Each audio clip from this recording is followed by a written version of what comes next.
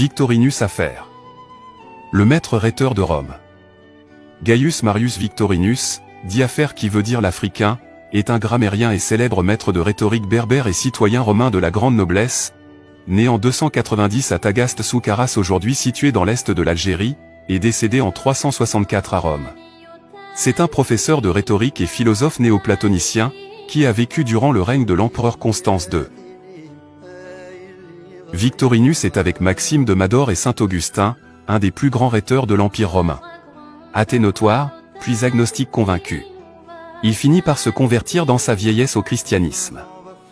On pense que sa conversion eut une grande influence sur celle de son compatriote saint Augustin. Lorsque l'empereur Julien publia vers 362 un édit interdisant aux chrétiens de donner des cours, Victorinus ferma son école. Victorinus est le seul non-empereur qui a une statue érigée en son honneur, le célèbre Forum de Trajan à Rome. Avant sa conversion, Victorinus de Tagaste a traduit et commenté plusieurs œuvres de Platon et d'Aristote. Le traité de Definitionibus est probablement de lui et non de Boès, auquel il a été attribué dans le passé. Son manuel de prosodie, en 4 livres, est pris du travail d'Aelius Festus Aftonus. On lui attribue aussi à Marius beaucoup de traités concernant la métrique, l'astronomie, la musique et la grammaire. Il est également l'auteur d'un commentaire sur le De Inventione de Cicéron, découvert au Vatican dans les années 1930 et d'autres sur les épîtres de Paul de Tarse, et épîtres aux Galates, aux Éphésiens, aux Philippiens. Il a rédigé un Ad Justinum Manichaeum de Vera Carne Christi et un petit traité sur « Le soir et le matin sont un seul jour ». On le range parmi les pères latins de l'Église. Son intérêt provient de 2 choses. D'une part, saint Augustin dit que Victorinus lui avait fait lire des livres de platoniciens, on pense qu'il s'agit des Énéades de Plotin.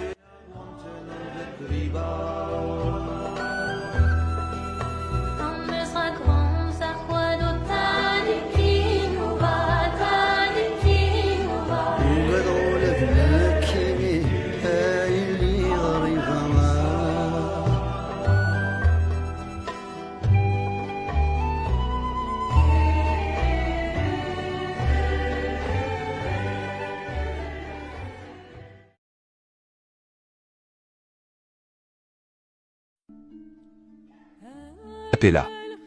Le génie de l'Afrique. Capella Marcianus est un célèbre astronome, philosophe, musicologue et pédagogue romain d'origine africaine. Capella est né en 349 à l'antique Madore dans la région de Tagaste, patrie de son contemporain saint Augustin, aujourd'hui sous Caras, une ville située dans l'est de l'Algérie. Il est le fameux auteur du Satyricon, ouvrage encyclopédique qui fut longtemps étudié dans les écoles.